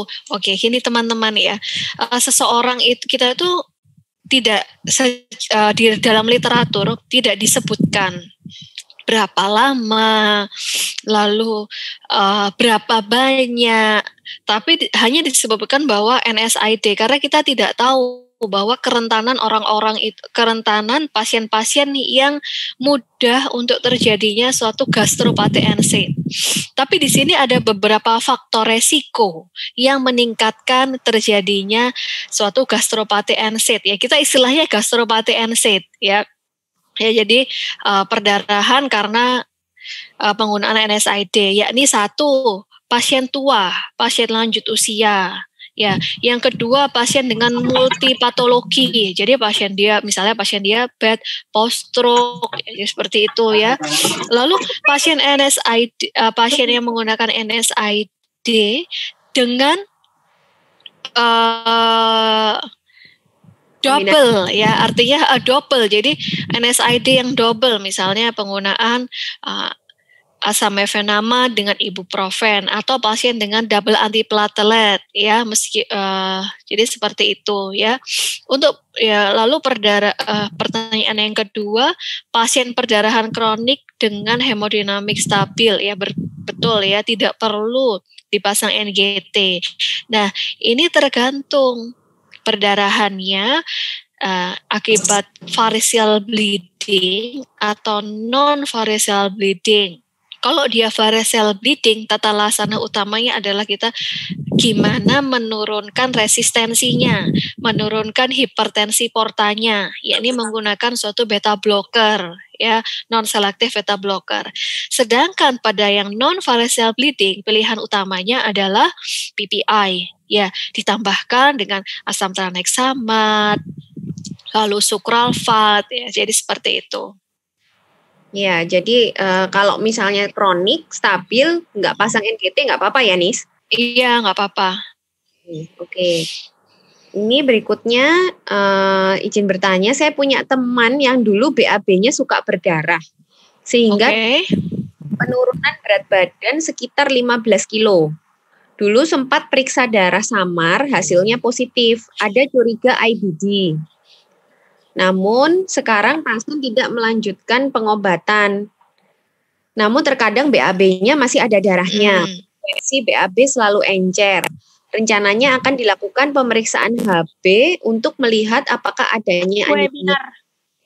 Namun edukasi atau arahan apa yang harus saya berikan agar pasien melanjutkan pengobatannya selain anemia, Dok? Bagaimana keadaan pasien jika dibiarkan terus tanpa pengobatan? Adakah diet tertentu yang harus dikonsumsi untuk membantu pasien memenuhi kebutuhan nutrisi? Oke, terima kasih pertanyaannya. Kalau saya baca ini kasus perdarahan saluran cerna bagian bawah. Ini kemungkinan suatu hematokezia ya. Jadi di sini BAB ada darahnya. Ya, jadi darahnya dan BAB selalu encer. Ya, kalau selalu encer ya jadi ini kemungkinan adalah hematokezia. Nah, hematokezia ya betul sih ini curiga suatu IBD. Untuk edukasi atau arahan apa yang harus saya berikan. Nah, jadi gini, ini mungkin nanti bisa kita bahas sendiri ya tentang hematokezia. Ini akan saya singgung sedikit. Kalau IBD itu kuncinya adalah satu, dia perdarahan yang hematokezia. Ya, jadi warna tanyakan dalam anamnesis ya. Apakah BAB darahnya itu bercampur dengan BAB atau darahnya itu menetes setelah BAB-nya keluar ya. Nah, kalau encer kemungkinan kan ini darahnya bercampur dengan BAB ya. Ini khasnya adalah dia bisa terjadi relapse and remission ya. Dan ini khas kalau pasien IBD ini ada penurunan berat badan, ini ada suatu malnutrisi ya, malnutrisi karena gangguan penyerapan di ususnya. Bagaimana keadaan pasien jika dibiarkan terus ya, dia akan jatuh keadaan malnutrisi berat, bisa anemia, dan yang tidak jarang juga itu bisa terjadi perdarahan karena IBD-nya ya pada kasus misalnya Crohn disease ya misalnya ya, itu bisa terjadi perdarahan intraperitoneal, bisa peritonitis pasiennya itu. Lalu diet tertentu yang harus dikonsumsi untuk membantu pasien memenuhi kebutuhan nutrisi. Ya saya rasa ya dietnya ya kalau dia IBD ya dietnya nggak ada yang khusus ya. Yang pertama adalah memenuhi kebutuhan kalori dasar dulu. Kalori dasar yang paling mudah adalah berasal dari karbohidrat. Jadi pastikan kebutuhan nutrisi dari karbohidrat kompleksnya itu terpenuhi dulu. Jadi gitu. Baru baru diberikan nutrisi yang berasal dari lain ya, proteinnya, lemaknya dan lain-lain. Saya rasa gitu. Mungkin nambahin sedikit dari yang dijelasin dokter tadi. Kalau IBD itu memang dasar penyebabnya itu lebih ke inflamasi ya Nis ya. Jadi kalau inflamasi tadi yang dibilang ada remisi, eksaserbasi, dia lebih ke seperti inflamasi kronis seperti autoimun gitu. Jadi kalau memang pasti dia IBD ya harus diobati dan harus ditekan inflamasinya. Jadi dengan pengobatan imunosupresan biasanya. Itu harus diobati. Ya, betul banget. Ya, jadi kalau misalnya ini kita menanyakan masalah nutrisi, menanyakan masalah HB-nya, itu kita harus perbaiki akarnya. Jadi kata Ninis tadi, karena nantinya kalau dibiarkan akan terjadi malnutrisi berat, termasuk anemia. Jadi ya kita tangani penyebabnya, benar-benar ditegakkan diagnosisnya. Kalau memang IBD harus pengobatan. Jadi obatnya khusus seperti obat-obatan autoimun gitu ya Nis ya? Ya, setuju. Terus ini nanya, dok, pada pasien di FKTP biasanya sering didapatkan pasien-pasien lansia, ya benar ya? Dengan betul. Maupun keluhan-keluhan seperti LBP. Biasanya pasien rutin ke poli terkait keluhan di atas dan kita beri NSAID. Nah, saran untuk pemberian analgesiknya gimana dok? Mengingat kadang paracetamol sudah tidak mempan. Apakah tiap pemberian analgesik harus selalu dibarengi dengan mukoprotektor seperti supralfat? edukasi yang perlu disampaikan ke pasien bagaimana terkait terapi dan keluhannya tersebut. Oke, ini juga kasus nyata yang banyak ya.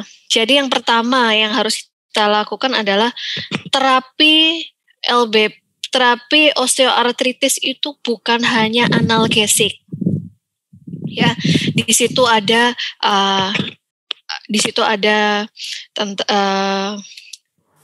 bagaimana untuk memperkuat otot-ototnya, ya. Lalu di situ ada terapi untuk jadi dipasang kayak bebat gitu untuk mengurangi tekanannya. Lalu penggunaan tongkat, penggunaan brace yang bertujuan untuk mengurangi tekanan. Ya, jadi intinya adalah mengurangi tekanan. Lalu pemberian pemberian analgesik. Nah, pemberian analgesik, ya kalau paracetamol nggak mempan, kita bisa mengkombinasi. Kalau saya suka kombinasi mungkin dengan diazepam, ya, jadi suatu muscle relaksan, atau kita bisa kombinasi dengan mional, ya, atau kita kombinasi paracetamol ibuprofen, ya. Atau ini juga boleh ya dibarengi dengan pemberian mukoprotektor. Tapi disebutkan dalam literatur itu untuk mencegah suatu gastropathy yang signifikan itu adalah PPI. Gitu. Jadi yang signifikan mencegah terjadinya suatu gastropathy itu adalah PPI, ya, omeprazol, lansoprazol, jadi seperti itu. Edukasi yang perlu disampaikan ke pasien. Halo? Nah, edukasi ya tadi ya, satu memperkuat, jadi latihannya, misalnya berjalan di air atau sepeda statis, ya, penggunaan tongkat, ya, mengurangi beban, memilih alas kaki yang baik. Jadi intinya untuk menurunkan beban berat badan ke sendi yang sakit tersebut. Ya, oke. Ya, nambahin juga tadi benar yang dikatakan Dokter Ninis. Jadi OA itu harus ditangani banyak. OA itu misalnya terjadi pada orang-orang obesitas. Ya, misalnya seperti itu. Lansia tapi yang kurang olahraga itu juga bisa terjadi OA. Ya benar, tadi kita selain pengobatan itu mengubah gaya hidup juga penting ya. Jadi diedukasikan juga beberapa faktor lain yang harus dilakukan selain obat. Nah, kalau terpaksa memberikan NSAID tadi betul boleh dikombinasi, paracetamolnya dikombinasi, kadang-kadang bisa dikombinasi dengan kodein atau dengan tramadol ya Nis ya, itu bisa juga. Tapi kalau misalnya dia memang sangat berat, ada juga pilihan untuk suntik sebenarnya. Jadi suntik intragenu, atau biasanya kalau OA genu itu pasien-pasiennya bisa disuntik steroid. Itu juga boleh, itu juga mengurangi resiko terjadinya perdarahan saluran cerna. Tapi memang nggak semua bisa melakukan ya, tapi itu ada, pilihannya ada, jadi bisa kalau kondisinya berat, itu bisa disuntik setahun itu 3 kali. Itu bisa ya Nis ya, dan mungkin juga bisa ke rehab medik. Kalau ada fasilitas rehab medik di tempatnya, itu juga bisa dikonsulkan. Jadi selain menggunakan obat, mengurangi kebutuhan obat, pasiennya juga boleh dikonsulkan ke rehab medik untuk beberapa terapi-terapi anti nyeri yang non medis. Itu juga bisa sih sebagai pilihan. Ini rencana juga saya bikin tentiran si OA ini karena banyak yang request juga, banyak kasusnya juga di poli. Nanti mungkin dijadwalkan untuk berikutnya ya. Oke. Berikutnya ada yang tanya lagi nih. 1, jika ada pasien datang dengan keluhan muntah darah yang terjadi lebih dari 1 hari, tapi saat datang keluhan sudah tidak ada, apakah masih perlu dipasang NGT? Ini sering nih dulu ya pas jaga nih. Betul. Dan berapa harikah kita bisa observasi NGT jika ketika dipasang tidak ada aspirasinya? 1 dulu ini mungkin. Kalau dia saat ini nggak ada perdarahan, hemodinamiknya stabil, ya nggak usah dipasang NGT gitu. Tadi kan udah kita bahas. Dan berapa hari ya? 1 kali 24 jam setelah aspirat jernih itu NGT bisa dilepas gitu. Ya gitu ya kuncinya. Jadi nggak perlu dipasang intinya kalau memang tidak aktif dan hemodinamik stabil. Oke, yang kedua, Apakah semua pasien perdarahan yang belum jelas penyebabnya dilakukan semua pemeriksaan penunjang yang disarankan tadi, Nis? Walaupun dari anamnesis tidak ada informasi yang didapatkan. Pemeriksaan penunjang, apakah semua pasien dengan belum jelas penyebabnya? Loh, kalau belum jelas penyebabnya, harus dicari penyebabnya, harus dipastikan penyebabnya, gitu. Apakah ini perdarahan varisel atau non varisel ya? Tapi mungkin pemeriksaan harus urgent gitu. Jadi bisa elektif. Pasien klinik, cekkan HB-nya dulu, kita cekkan viral markernya dulu, kita cekkan mungkin USG abdomen dulu gitu ya. Atau kalau memang jelas pasien dengan kecurigaan non-varicose bleeding, kita jadwalkan untuk pemeriksaan misalnya urea bleed test untuk mencari infeksi H. pylori dengan pemeriksaan yang non-invasif, atau kita jadwalkan untuk pemeriksaan elektif endoskopi ya, itu. Ya, betul, setuju ya. Jadi semuanya kalau jelas ada perdarahan saluran cerna bagian atas harus dicari sebabnya. Karena tadi salah satu tujuan kita adalah mencegah rebleeding. Ya, biasanya karena rebleeding itu biasanya lebih parah ya, Nis ya. Terutama kalau betul banget. Jadi kita harus mencari penyebabnya. Ini minimal kita tahu ini variseal atau non variseal dulu. Kalau sudah tahu itu terapinya jelas berbeda soalnya. Dan itu terkait dengan prognosis nanti untuk rebleedingnya ya. Jadi harus tetap dicari. Oke, berikutnya apakah ada tempat pemberian asam tranexamat dan vitamin K? Tapi tadi sudah dijelaskan ya Nis ya, tapi ini oke. Sebelumnya pernah ditegur oleh konsulen untuk tidak diberikan terlebih dahulu. Gimana Nis? Gini, ini kan saya ambil literaturnya dari buku ajar ilmu penyakit pemberian asam dan vitamin K, tapi nah, halo. Nah, ini kan jelas dasar patofisiologinya asam tranexamat. Halo, ya, jelas. Asam tranexamat itu untuk memperbaiki clottingnya, ya, dan vitamin K sama untuk sebagai kofaktor boleh diberikan dan disebutkan dalam literatur juga boleh kok diberikan baik pada kasus yang variseal ataupun non variseal. Cuman mungkin maksudnya di sini pada kasus yang variseal tuh mungkin manfaatnya kecil mungkin yang dimaksud seperti itu gitu, karena terapi utamanya sekali lagi kalau yang varicose bleeding adalah suatu vasokonstriktor itu tadi.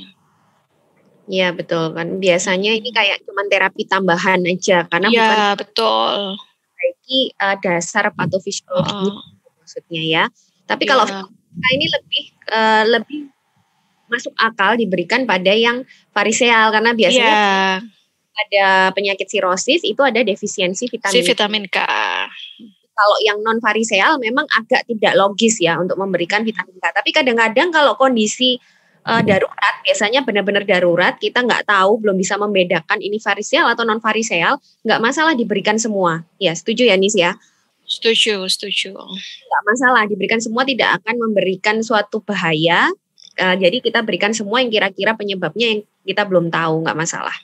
Ya, izin bertanya, pada perdarahan saluran cerna tadi sempat dituliskan slide dapat meningkatkan ureum dan kreatinin tadi loh Nis, yang perbandingan. Oh iya. Kenapa bisa terjadi?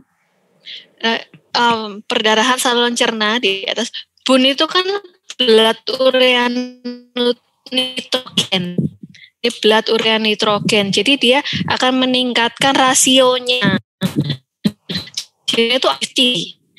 Karena blood urea nitrogen. Jadi darah di saluran pencernaan itu di metabolisme itu menjadi bun itu dalam metabolisme jadi blood urea nitrogen itu tadi. Ya betul. Jadi di lambung itu dipecah menjadi protein ureum, terus diserap di darah. Makanya biasanya perbandingan bun sama kreatininnya jauh karena bunnya itu terbentuk banyak sekali di lambung. Makanya ini salah satu clue juga. Biasanya kita lihat antara bun SK-nya kalau tinggi jauh sekali bedanya, itu bisa salah satu clue kalau memang ada perdarahan lambung yang aktif. Gitu ya, Nis ya. Jadi memang bisa salah satu clue yang bisa kita pakai memang. Lalu berikutnya, untuk dosis non-selektif beta blocker diberikan dosis khusus atau dosis pada umumnya. Dan sekiranya dok, antibiotik yang diberikan untuk variceal bleeding apakah yang broad spectrum baiknya IV atau oral? Kalau dia ini untuk dosis non-selektif beta blocker dosisnya, jadi penggunaannya itu adalah tapering ya. Dari dosis terkecil hingga tercapai target heart rate. Jadi target heart rate-nya itu di bawah 60 ya Mbak ya.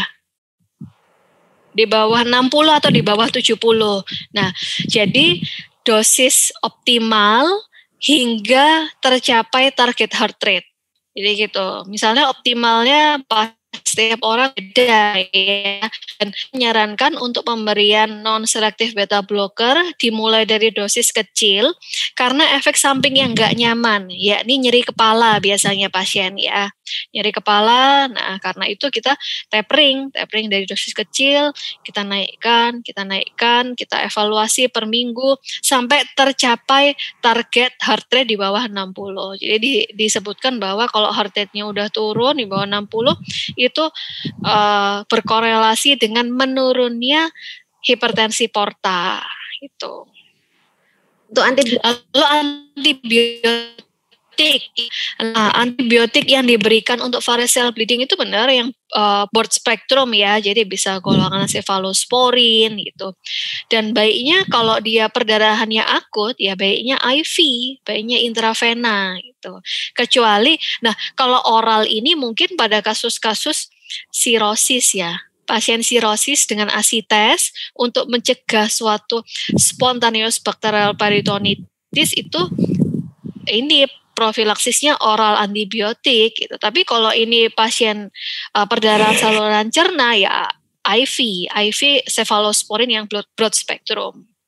Ya, mungkin tadi mungkin ada yang bingung kenapa variceal bleeding harus diberikan antibiotik. Karena untuk mencegah ensefalopati hepatik juga ya, Nis ya. Ya, betul Mbak.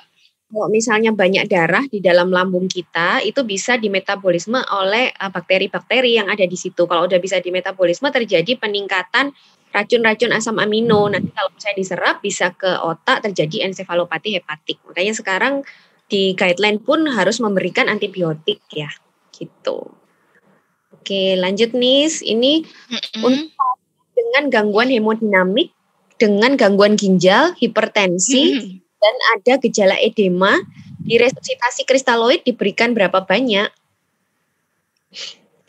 Nggak bisa ya. Ini ya tricky nih memang. Oleh karena itu di flow chart yang tadi ya itu memang disarankan kalau pasien dengan perdarahan saluran cerna bagian atas yang dengan gangguan hemodinamik itu disarankan untuk pemasangan vena sentral, akses vena sentral ya. Dan kalau jelas misalnya ini pasien dengan edem, misalnya pasien sirosis ya dengan hipoalbumin, kristaloidnya memang tidak boleh terlalu masif ya. Jadi kita kombinasi dengan koloid. Ya, ini pertanyaannya memang per kasus ya, nggak bisa dijawab. Betul. Benar jawaban pasti nggak bisa, jadi tergantung kasusnya, seberapa berat gangguan ginjalnya, dia gangguannya prerenal atau bukan, terus nanti edemanya itu edema murni hanya karena sirosisnya, apa sudah ada gangguan ginjalnya, itu beda banget. Jadi memang ini case by case ya. Oke, lanjut Nis. Pada pasien yang mengalami perdarahan saluran cerna atas dipuasakan sampai kapan? Tadi sudah kayaknya ya, sampai mungkin sampai Nah, pada pasien-pasien jantung yang harus minum antiplatelet, apakah setelah terjadi perdarahan dan sudah berhenti, benar-benar tidak bisa konsumsi antiplatelet lagi? Bisa. Nah, ini juga banyak kasus yang banyak kita temui juga. Jadi pasien jantung dengan penggunaan antiplatelet, terutama yang double antiplatelet. Itu ada flowchart-nya. Boleh saya share nggak? Boleh nih. Saya share ya.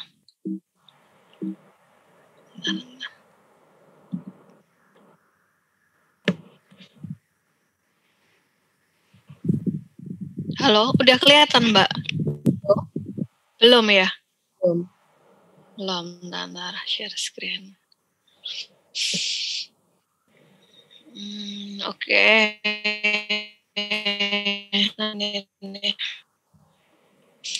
Oke, nah ini adalah flowchart dari American Journal of Cardiology. Nah, jadi bleeding, jadi perdarahan yang terjadi pada menggunakan antiplatelet dan atau penguji koagulan. Yang pertama adalah stratifikasi perdarahan. Apakah suatu trivial bleeding, mild bleeding atau moderate bleeding, ya, atau severe bleeding atau life-threatening bleeding. Pada yang perdarahan sedikit-sedikit gitu ya, jadi trivial bleeding kadang-kadang, perdarahan kadang-kadang enggak, ini dia boleh melanjutkan dual antiplatelet apabila resiko kardiovaskularnya tinggi. Artinya mungkin ini pasien pos pemasangan ring ya, yang masih membutuhkan antikoagulan ya, atau pasien pos pemasangan ring yang dalam terapi double antiplatelet dengan durasi yang masih di bawah, mungkin masih di bawah 3 bulan, di bawah 6 bulan. Nah, kalau dia bleedingnya trivial itu boleh dilanjutkan.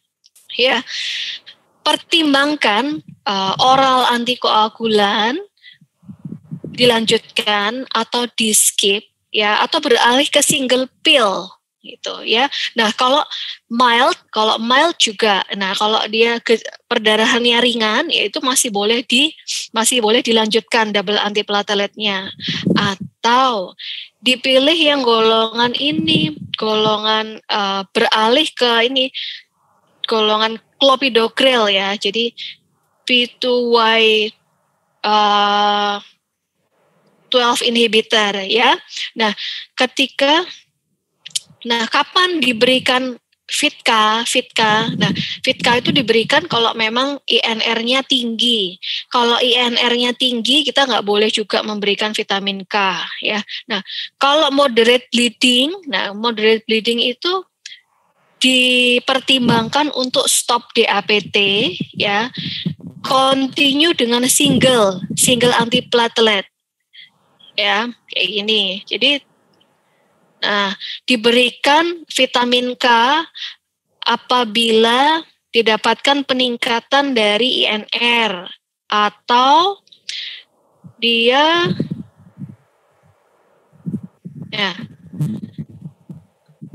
dengan resiko trombotik yang tinggi ya. Jadi seperti itu. Atau ini pemberian PPI jadi sebagai profilaksis pemberian PPI, tapi disebutkan PPI-nya yang bukan omeprazol gitu, yang pantoprazol, yang dia tidak bareng ya, dia tidak menurunkan kerja dari clopidogrel itu ya. Nah, kapan harus diberhentikan? Nah, ternyata harus diberhentikan di APT itu kalau dia severe bleeding atau life threatening. Ya, jadi kalau dia memang perdarahannya cuma sedikit-sedikit aja, ya, pasiennya memang sangat membutuhkan double antiplatelet, atau tidak bisa menggunakan hanya single antiplatelet, atau pasien masih membutuhkan antikoagulan, yaitu boleh tetap diteruskan, kecuali pada severe bleeding. Severe bleeding itu maksudnya perdarahan yang dengan gangguan hemodinamik, atau kalau dia bisa dilakukan endoskopi itu adalah perdarahan yang forest yang tipe 1, yang spurting perdarahannya, ya. Nah ini ya, consider IV PPI ya, surgical or endoscopic treatment of bleeding source. Nah jadi gini teman-teman, pertimbangkan transfusi kalau HB-nya kurang dari 6. Ya, jadi kalau mau jawab pertanyaan yang tadi, apakah setelah terjadi perdarahan benar-benar tidak bisa? Ya bisa, boleh. Dengan mempertimbangkan kalau manfaatnya, resiko kardiovaskulernya tinggi, dia boleh diberikan antiplatelet kembali dengan proteksi, GI protection menggunakan PPI itu. Ya, benar ya. Ya, ini benefit risk ratio ya intinya. Ya, betul. Manfaat yang mana ya harus tetap diberikan karena untuk jantungnya juga berbahaya. Ya, tapi kalau lagi perdarahannya aktif ya mungkin di stop dulu ya Nis ya, di stop dulu. Ya, kalau perdarahannya sudah berhenti, sudah membaik lagi boleh diberikan dengan perlindungan. Boleh dilanjutkan kembali. Ya, oke. Pada pasien ITP, salah satu terapinya adalah kortikosteroid jangka panjang. Apakah juga meningkatkan terjadinya perdarahan saluran cerna parenkial? Iya, disebutkan kortikosteroid itu menurunkan faktor proteksi dari lambung. Betul, jadi boleh kalau pasien ITP pemberian kortikosteroid jangka panjang, lalu dia ada gejala abdominal upset. Ya, jadi kita harus aware pada kasus-kasus pemberian dengan terapi kortikosteroid. Tanyakan setiap kali pasien kontrol, tanyakan ada nggak gejala abdominal upset, nyeri ulu hati, kembung atau beraknya jadi sedikit-sedikit kadang-kadang hitam. Nah itu kita udah aware ya, kita boleh memberikan suatu gastroprotektor itu tadi. Nah, gastroprotektor sendiri itu sebenarnya ada 2 macam ya teman-teman. Yang disarankan dalam literatur yakni pemberian PPI dan prostaglandin inducer atau prostaglandin sintetis. Ya, ada misoprostol, terus rebamipid itu salah satu. Jadi bukan hanya PPI aja, tapi ada lainnya itu ada gitu. Ya, oke. Betul. Apabila pasien terdapat riwayat perdarahan saluran cerna bawah dan kambuh kembali, apalagi apabila di klinik bisa ditangani sendiri atau dirujuk, Dok? Saya rasa gini, jadi prinsipnya semua pasien dengan perdarahan saluran cerna bagian atas itu wajib menjalani endoskopi, tinggal timingnya. Ya, timingnya ya berarti kalau dia keadaannya stabil ya elektif gitu. Jadi kalau teman-teman menemui di klinik ya boleh diterapi dulu. Ya misalnya dengan PPI, pemberian sukralfat, asam tranexamat. Jadi seperti itu. Nyambung ke pertanyaan bawahnya nih, bagaimana lanjutan pada non-variceal bleeding yang tidak kunjung membaik dengan PPI? Karena saya pernah baca pengobatan PPI tidak boleh diberikan dalam jangka panjang karena akhirnya juga akan menurunkan fungsi proteksi lambung oleh asam lambung. Ya kalau gitu dia harus endoskopik terapeutik. Jadi intinya kalau dia nggak membaik dengan PPI, dia harus menjalani endoskopik terapeutik gitu. Atau kalau nggak membaik dengan endoskopik terapeutik ya mungkin dia harus dicari faktor lainnya. Jangan-jangan ada infeksi HP gitu. Atau jangan-jangan suatu CA yang belum kelihatan pada saat endoskopi pertama. Jadi seperti itu. Ya, jadi memang ada timingnya tadi itu. Kita pokoknya ada timing. Non-variceal bleeding itu pasien harus endoskopi. Memang itu wajib ya karena untuk mencari penyebabnya. Benar, karena penggunaan PPI jangka panjang juga nggak efektif. Nggak boleh juga. Nah ini ada lagi yang nanya hubungan Bun SK lebih dari 35 dengan perdarahan tadi sudah dijelasin ya. Terus pada pasien dengan melena yang kontinu tanpa ada manifest hematemesis, hemodinamik stabil, apakah ada tempat dipasang NGT? Udah kita jawab tadi nih ya. Nggak harus pasang NGT. Ya. Oke, kalau cuma melena aja ya. Terus asam tranexamat kapan pada kasus seperti apa bisa diberikan dan seberapa besar keuntungan pemberian asam tranexamat dengan yang tidak diberikan? Asam tranexamat boleh kok diberikan pada kasus, baik pada kasus yang non variseal ataupun variseal. Cuman dia manfaatnya mungkin lebih besar pada yang non variseal ya, karena kalau secara teori itu variseal bleeding itu kan pecah karena tekanan. Hipertensi ya, selama karena hipertensi porta, selama tekanannya itu nggak turun ya dia perdarahannya akan terus gitu loh. Ya betul ya jawabannya. Jadi asam tranexamat itu juga intinya dia antifibrinolitik kan? Ya antifibrinolitik. Jadi hipertensi portal. Jadi kalau variseal kita fokusnya harus menurunkan hipertensinya dulu. Oke, jika sudah terjadi varises esofagus, apakah ada tindakan pencegahannya agar varises tidak pecah? Tadi sudah dijelasin kayaknya. Jadi ada dua. Yang pertama adalah dengan medikamentosa, yang kedua dengan endoskopi terapeutik.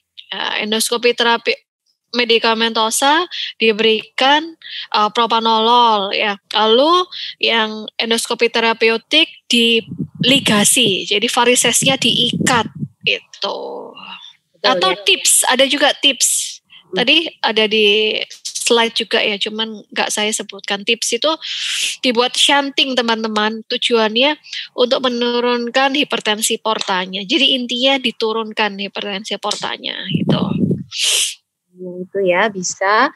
Jika di FKTP tidak terdapat agen somatostatin, apakah ada alternatif lain dokter selain yang disebutkan tadi?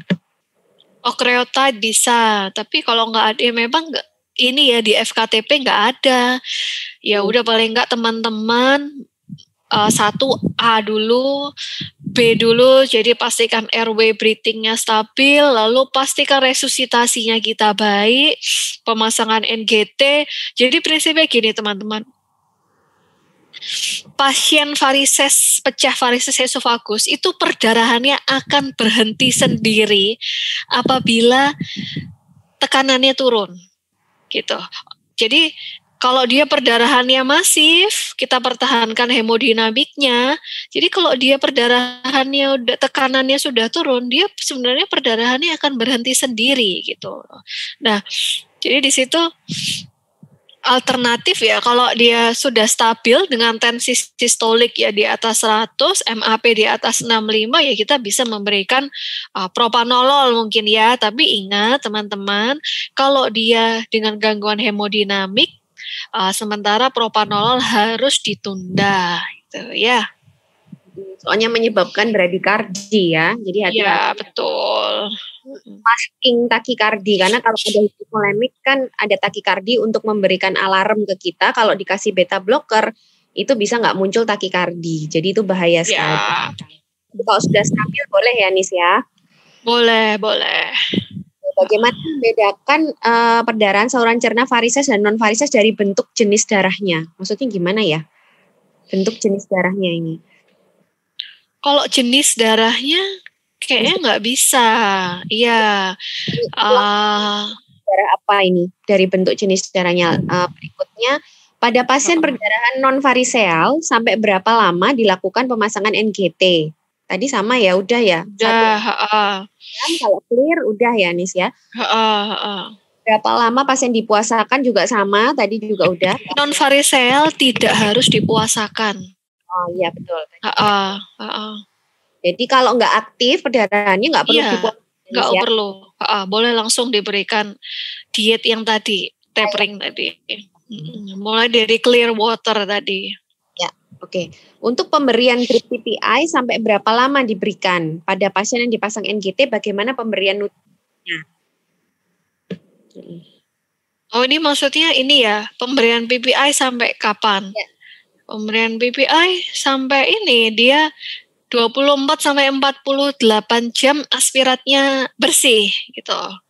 Terus bagaimana cara pemberian nutrisi? Ya tadi 1 mulai dari clear water. Ya, clear water itu boleh air D5, air gula, air madu, ditingkatkan osmolaritasnya dengan susu. Lalu kalau susu baik, tidak ada retensi, ya nggak muntah, perdarahannya tetap baik ya. Kita boleh coba bubur ya, bubur halus, lalu bubur kasar, dan kemudian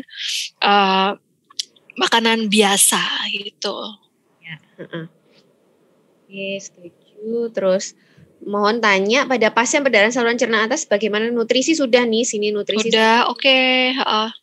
Ini ada yang nanya pasien dengan hernia hiatal apa bisa menyebabkan perdarahan nih? Yang mana nih pertanyaannya? Private ya. Oh iya, nggak ada nih perdarahan dengan hernia hiatal. Nah, hernia hiatal bisa kalau dia menyebabkan esofagitis korosif, bisa. Jadi hernia hiatal itu atau hiatus hernia itu patofisiologinya si lambung itu dia naik turun gitu loh, karena adanya hernia, adanya lubang di diafragmanya gitu. Nah, itu menyebabkan suatu esofagitis korosif atau kalau kita sebut itu GERD. Nah, GERD ini kalau dia terbentuk lesi, lalu lesinya ini kena arteri dan arterinya pecah, bisa dia menyebabkan non-varicose bleeding, bisa. Iya, setuju.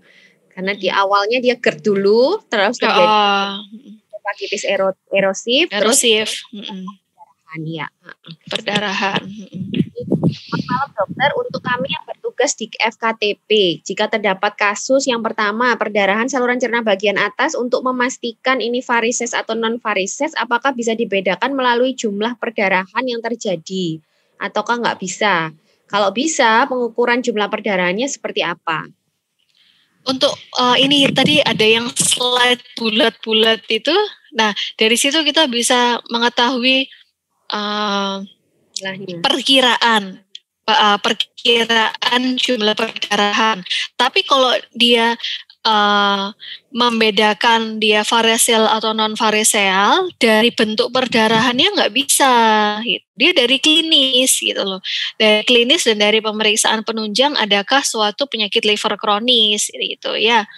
Lalu untuk pengukuran tadi ya, kalau sedikit kurang dari 50 biasanya occult bleeding, 50 sampai 100 biasanya dia hanya melena saja. Lalu kalau yang lebih banyak antara 300 sampai 600 dia baru hematemesis, dan kalau udah lebih dari 1000 biasanya dia ada hematokezia. Jadi tampak perdarahan yang dari bawah dari BAB-nya itu warnanya lebih terang dari melena biasa. Jadi seperti itu teman-teman. Lalu yang nomor 2 ya, pada kasus dengan perdarahan saluran cerna bagian atas non-varises di FKTP tidak tersedia PPI injeksi, apakah dapat diganti dengan H2 reseptor IV, dok? Ya sebenarnya mungkin ya, kalau nggak ada rotan akar pun jadi ya sebenarnya ya. Kalau nggak ada rotan akar pun jadi, tapi sekali lagi bahwa untuk terapi standarnya ya tetap PPI gitu. Jadi kalau teman-teman di FKTP diberikan H2 reseptor blocker tidak membaik, ya sebaiknya dirujuk, di refer itu ya. Lalu untuk pemberian vitamin K, apakah bersamaan dengan pemberian asam tranexamet? Boleh. Nah, jika yang tersedia vitamin K maksimal dosis pemberiannya berapa? Oh, kalau saya memberiannya per 8 jam. Kalau Mbak Ninggar gimana Mbak Ninggar? Vitamin K? Ya, boleh kan bisa. Per 8 jam ya, per 8 jam. Dosisnya tergantung sediaan biasanya. Iya, betul. Jadi intinya gini, kalau teman-teman yang di FKTP yang mungkin fasilitasnya terbatas, kalau nemu perdarahan, intinya pertama resusitasi dulu. Kalau sudah resusitasi, stabil, berikan semua anti perdarahan yang kalian punya. Nggak masalah, ini kan mungkin di FKTP nggak bisa langsung membedakan varicel sama non-varicel, apalagi kalau nggak jelas klinisnya. Itu boleh kalian langsung berikan aja adanya H2 antagonis juga boleh, langsung berikan vitamin K sama asam tranexamat juga nggak apa-apa. Jadi semua kalian lakukan dulu, kalau sudah stabil baru nanti kata dokter Anissa kalau memang tidak membaik baru dirujuk. Tapi kalau membaik ya nggak apa-apa, diterapi aja. Nanti mungkin jangka panjangnya elektif. Dan obat-obatan elektif gitu. Oke, ini secara farmakologis vitamin K dalam penanganan ini fungsinya apa ya dok? Apakah untuk menghentikan perdarahannya atau gimana? Dia sebagai kofaktor kaskade koagulasi. Ya, jadi intinya dia bekerja dengan sebagai kofaktor. Ya, jadi vitamin K itu kofaktor pada faktor 2, 7, 9, 10 ya. Kalau kalian ingat 2, 7, 9, 10 untuk untuk pembekuan darah itu membutuhkan vitamin K sebelum dia menjadi aktif. Jadi pada perdarahan-perdarahan terutama pada kasus liver yang ada defisiensi vitamin K kemungkinan itu sangat bermanfaat. Jadi bisa diberikan karena salah satu untuk mengindus koagulasinya gitu.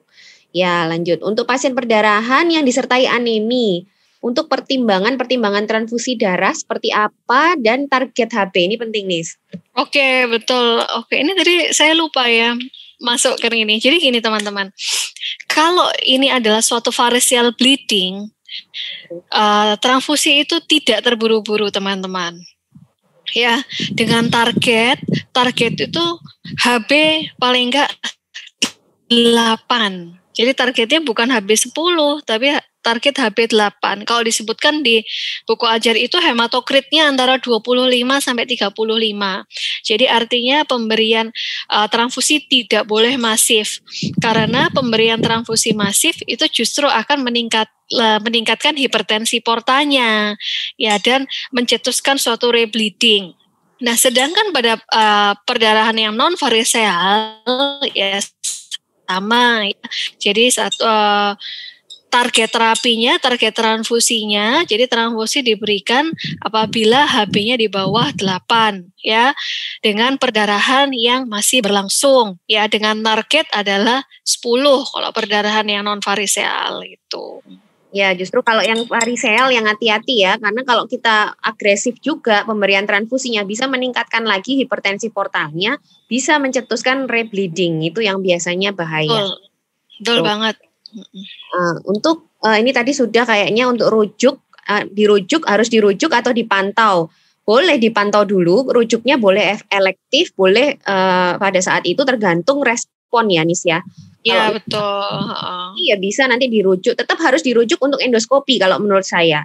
Karena semua perdarahan saluran cerna harus dievaluasi Tapi kapannya itu tadi sudah dijelaskan Dokter Anissa, kalau tidak gawat bisa elektif. Jadi kalian tangani dulu di FKTP sampai stabil, sampai perdarahannya berhenti, baru kalian rujuk pada saat rawat jalan untuk rencana endoskopi. Itu juga boleh ya. Oke, pasien dengan hematemesis melena dan EKG ST elevasi. Apakah pemberian asam tranexamat menjadi kontraindikasi? Kemudian tata laksananya bagaimana ya dok? Lalu pemberian PPI apakah bisa diberikan drip atau pump? Atau hanya bisa bolus? Asam tranexamat kontraindikasi enggak ya? Enggak sih mestinya. Enggak ya, seharusnya enggak ya. Karena dia kan, dia bekerja itu kan sebagai ini, antifibrinolitik kan dia ini. Ya kan, dia antifibrinolitik gitu. Jadi saya rasa tidak. Dan pasien ini PPI. Nah, tergantung jenis PPI-nya. Kalau omeprazol ya dia nggak bisa disiring pump ya, dia nggak bisa di drip, tidak bisa disiring pump ya. Kalau omeprazol kita memberikannya bolus atau intermittent. Kecuali pada preparat esomeprazol atau pantoprazol itu yang baru bisa di drip atau disiring pump. Ya betul. Jadi omeprazol itu drip atau disiring pump dia tuh jadi mengkristal, jadi nggak boleh. Tapi kalau di FKTP atau di tempat kalian nggak ada yang lain selain omeprazol, itu bisa diberikan bolus dengan dosis yang lebih. Ya biasanya 4 kali ya Nis ya. Betul banget. Stabilisasinya itu dengan 4 kali 1 ampul omeprazol itu bisa sekali. Jadi jangan dipaksakan untuk di drip karena nanti membahayakan pasiennya. Oke, untuk pasien sirosis hepatis dengan variceal bleeding Nis, apakah ada target tekanan darah?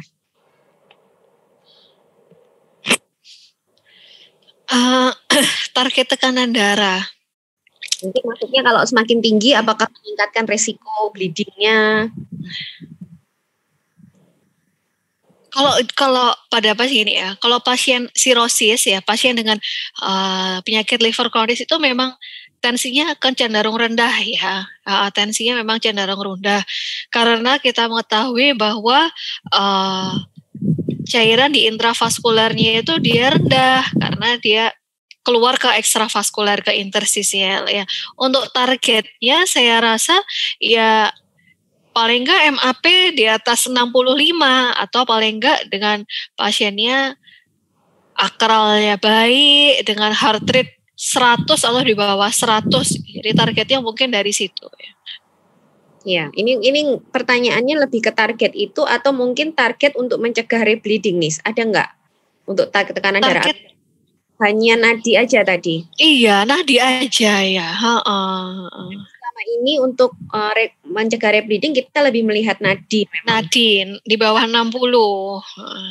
Oke, pertanyaan terakhir nih kayaknya juga udah dijawab tadi. Jadi pada pasien anemi transfusi pada HB berapa dan target HB berapa sudah ya. Jadi tadi jelas targetnya paling nggak 8 aja udah cukup. Karena hati-hati kalau transfusi malah akan menyebabkan rebleeding. Udah terjawab semua nih. Alhamdulillah. Oke, ada yang nanya lagi? Kalau nggak ada, makasih banget buat Dokter Anissa malam ini mau meluangkan sama-sama ilmu tentang perdarahan saluran cerna bagian atas. Dokter Anissa ini memang orangnya kalem ya. Jadi kalau bicara beda sama saya. Kalau saya kalau Anissa ini lemah lembut. Ya memang begitu karakternya. Nah ini tapi makasih banget atas informasi dan sharing ilmunya ya Nis ya. Oke. Iya, sama-sama Mbak Ninggar. Makasih juga. Save di YouTube. Nanti bisa untuk teman-teman yang mau melihat lagi, mau belajar ulang lagi, boleh. Kalau ada pertanyaan, nanti bisa tanya di grup Telegram ya. Nanti Anissa akan saya invite. Paling nggak sampai 3 hari ke depan, nanti Anissa juga bisa jawab pertanyaan teman-teman ya. Oke, terima kasih semua. Selamat malam. Makasih ya, Nis.